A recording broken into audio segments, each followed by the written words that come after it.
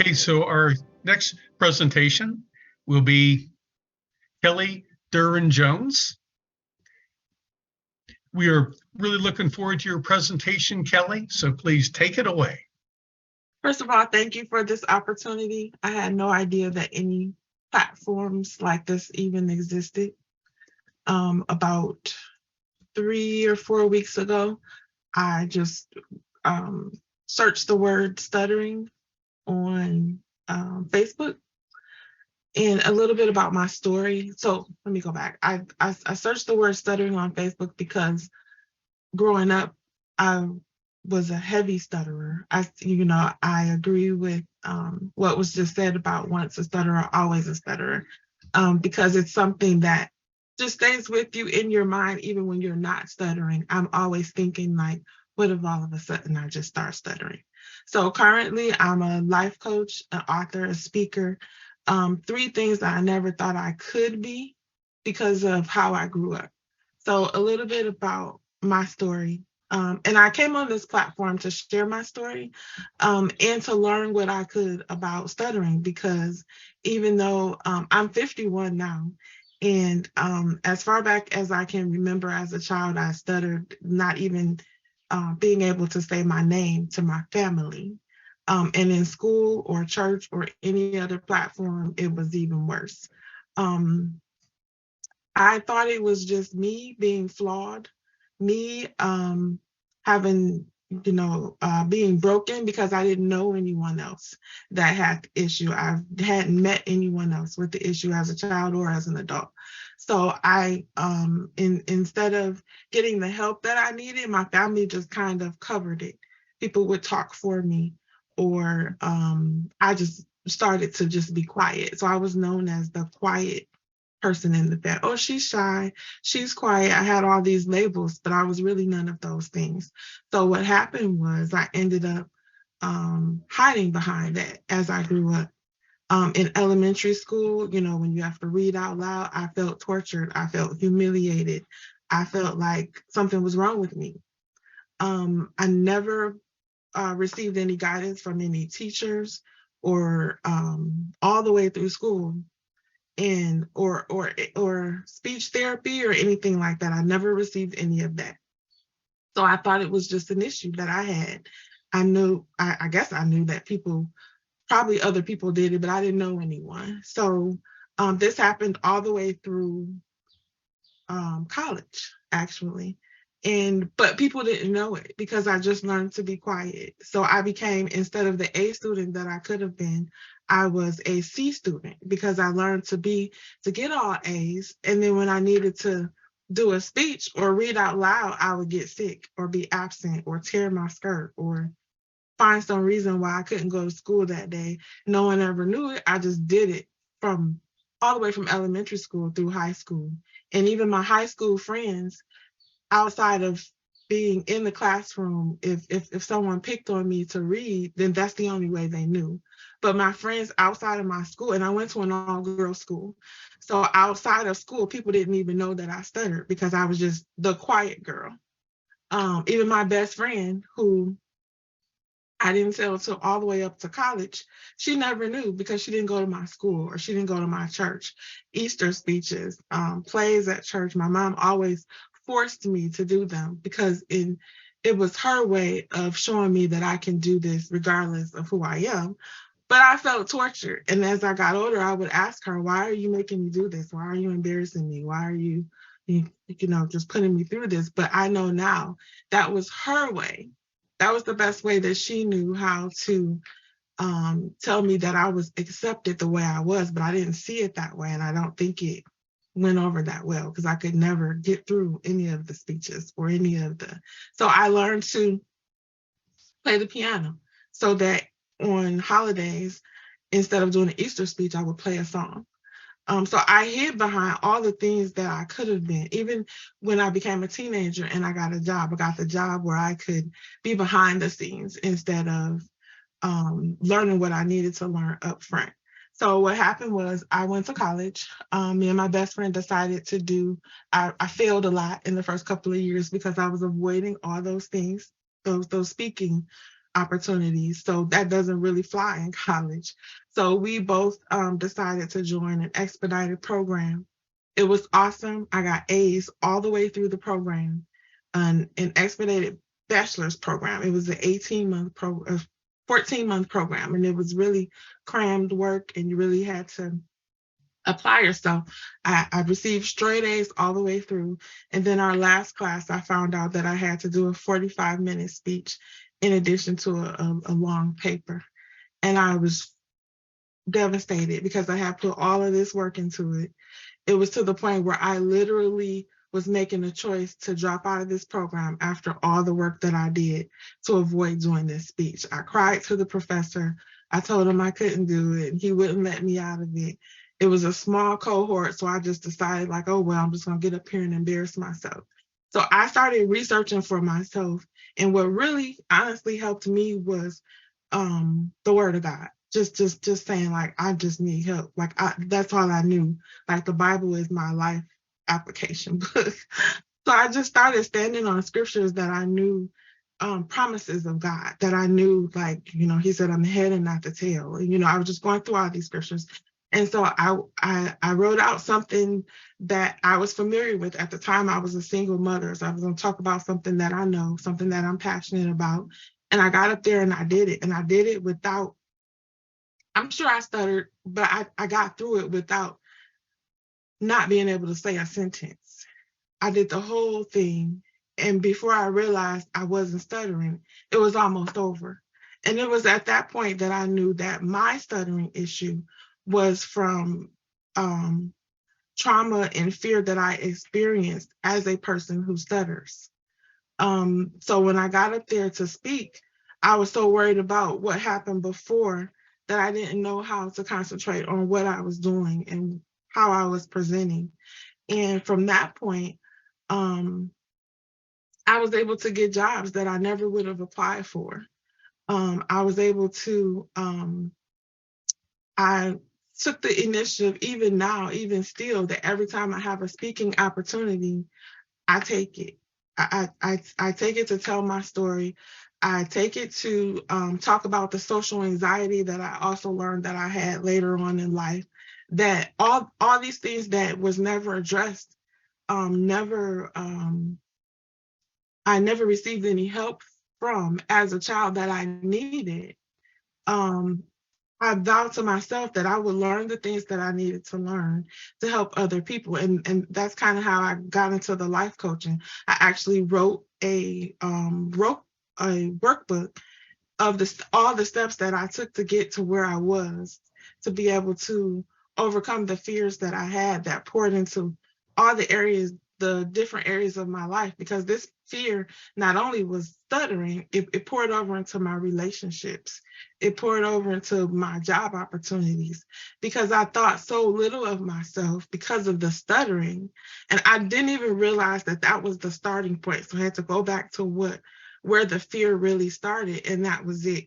So when I started dating and things like that, I didn't stand up for myself. I chose people that would, bully me pretty much, because I didn't have a voice, and I didn't want anybody to hear my voice in several ways. So, as a single mother and as an adult, and then I had a daughter, that I didn't want to experience the things that I experienced because of fear from whatever angle. And so I'm here today just to share my story. I have coaching programs that guide women and a few brave men through steps of self-discovery, work through fear, trauma. I never really got into the stuttering part until the other day, when I was like, let me just look this up, because this is a thing. Even now, my family we have never discussed my stuttering issue. I have a huge family. No one has ever said, maybe you should get deep speech therapy, or no one ever said anything to me. It's just been like it didn't exist. So they would just talk for me, or, push me to the back, or I push myself to the back, really. But now I have co-authored a book with other women that have experienced trauma and anxiety. I just want to learn more about the stuttering world. Like I said, I didn't know it existed until recently. And when I searched it on Facebook, the National Stuttering Association came up, and I found out that there was an actual chapter in my area. So 2 weeks ago, I went to the first meeting, and I was so consumed with emotion because it was the first time I was in a room with other people who stuttered. And just listening to them and hearing the things that they went through and how they got help and how they, still stutter or don't stutter or sometimes stutter. I wasn't sure if my emotions was fear that I might stutter because it just felt so comfortable in there, or just glad to be in the room with people that were like me and not feel like I was less than, just to know that it wasn't my issue alone. So I just thank you for this opportunity. I've written children books because I think it's important for children to know that there's help available and that they don't have to suffer in silence. So I'm very excited to really learn more about the stuttering world that I've been enlightened with. And I do understand that it's different for everybody, but when I was in the room of people, I felt like I felt all of their pain, like pain that I was never able to address because I thought it was embarrassing or it was something that I shouldn't do. But I've learned to just be me. And if I stutter, I stutter. Because even sometimes when I speak, because I actually have speaking engagements now, which still blows my mind. But there's something way back on the inside of me that says any minute now, what if I start stuttering? But I've learned that it's okay because it's me. And they'll just have to sit here and wait for me to get through it. But I appreciate this platform. I appreciate all the work that all of you do. It's much needed in certain communities. It's just not addressed. It's just not talked about. And I think it's important to have platforms where children, adults, whoever know that it's okay to be who they really are. And something I say that to my community and my coaching community is to show up, which I do intentionally. So I say to them, show up, be intentional, and expect great things. Because when you look for great things happen. So thank you for this opportunity. Thank you for this presentation. So we have a couple minutes that we could have a Q&A if anyone has a question for Kelley. Andrea's question is out now. She said, sometimes she had negative thoughts, and how did you handle them? So there's a couple of exercises that I do. One is a mirror exercise where I literally speak out loud to myself in the mirror as if I'm talking to my other person in the mirror. I do affirmations, journaling helps me. It's a daily process to learn that you're enough the way that you are. And you have to literally say it out loud. Sometimes I'm in a grocery store and people might look at me because I literally say stuff out loud. And I think it's really okay because I'm an only child and I talk to myself a lot anyway, but I don't really care what people think anymore because I know that if I allow the fear to stay, like once I feel the fear, I have to start speaking for it to leave me alone or else I carry it and it grows and it consumes me. So there's a few exercises that I do. One is that mirror exercise every single morning. At night, sometimes I go in the bathroom at work or go to my car and say stuff out loud. Sometimes I literally write stuff on a Post-it note and stick it on the mirror so that every time I go to the mirror, I'm reminded of that thing that I can be or I can handle. So that's one thing that I do is speaking it, because if you say it enough, even if you don't believe it, when you start saying it, eventually it'll just become a part of you. And your mind is so much stronger than what you think. The words that you say, the words that you allow other people to say and sit in your mind. If someone says something to you that's against what you know your purpose is or what you are, you have to immediately, remove that. So that's one thing that I do. If you want, I'll put my email in here. If you want to reach out, I can help you with that. Hi, Kelley. I've just woken up, really. So I'm just like tired and stuttering. I shouldn't complain that I'm tired. Poor Tom, he's been up all night. That's all right. I'm Jody. I'm from Australia. I was going to ask, is there some way we can follow you, Kelley? Do you have a platform on social media for the work that you're doing?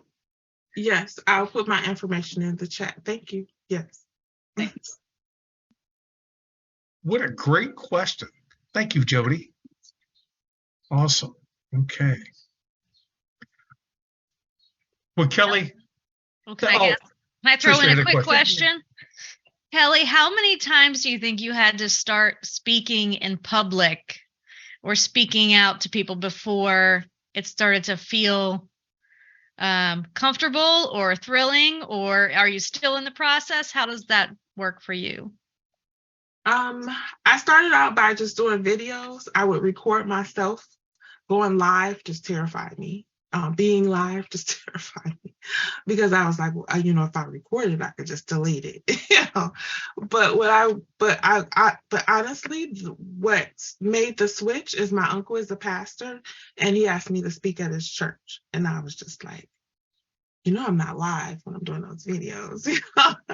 And so when I got there, he, we're close in age, so he's more like a brother. So when he introduced me, he actually said, "Everybody be quiet." She's very quiet, and it may take her a while to get out what she said. Like, he gave this whole speech, like to prepare them for me to mess up. Like, I felt that way. And then so when I got up there and I just started talking, and I went through the whole thing. I probably stuttered some, but not what he thought I was going to do. And that was the point where my family actually saw me. Other people seeing me, I could, I just didn't invite them to my, talks or whatever. But when my family saw me and I was brave enough to get up there and do it, that was the breaking point. So that was probably like almost a year in. And ever since then, it has flowed.